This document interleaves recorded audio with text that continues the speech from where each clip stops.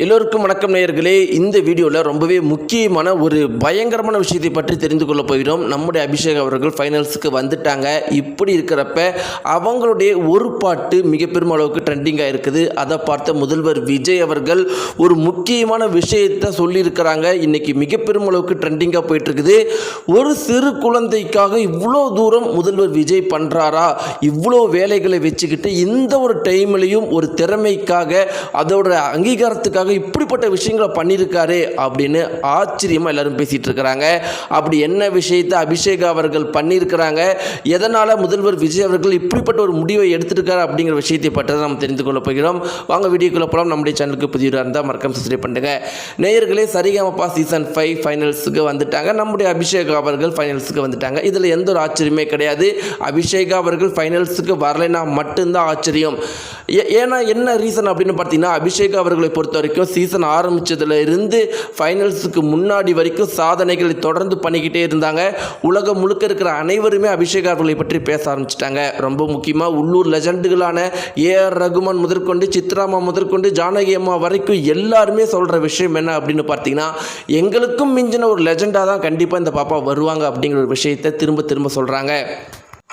இப்படி இருக்க நேயர்களே, அபிஷேக் அவர்களுடைய சாதனைகள் 1 2 கிடையாது. பிறந்த குழந்தைக்காக பாடின உடனே பிறந்த குழந்தை அழுகட நிறுத்தி சிரிக்கிறதும், ஒரே நேரத்தில் எஸ்பிபி குரல், ஜானகி அம்மா குரல், சித்ராமா குரலில் மாற்றி ஒரே நேரத்தில் பாடினதும், அதே மாதிரி ஒரே ஒரு இசைக்கருவியை வச்சு ஒரு முழு பாட்டையுமே வாசித்து முடிக்கிறதும், இப்படி பல சாதனைகளை பண்ணிக்கிட்டே இருக்கிறாங்க.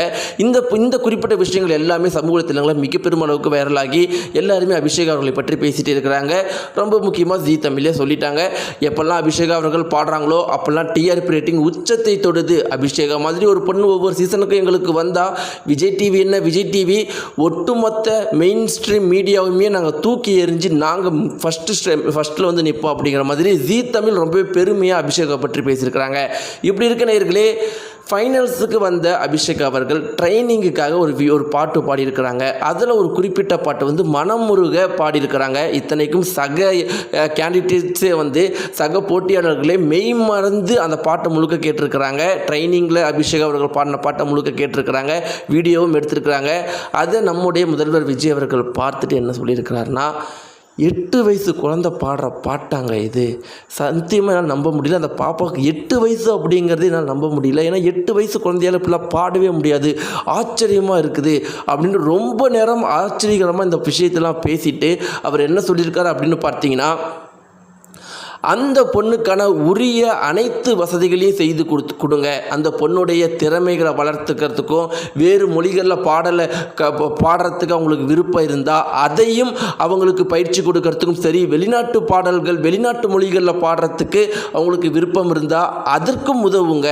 மொத்தத்தில் அவங்களுடைய திறமையை மேலும் வளர்க்கவும் அதற்கான அங்கீகாரம் கிடைக்கவும் அனைத்து வழிவகையும் செய்யுங்கன்னு சொல்லிட்டு உறுதியான ஒரு விஷயத்தை ஆர்டர் போட்டிருக்காராம். நேயர்களே, இதை பற்றி உங்களுடைய கருத்துக்கள் என்ன?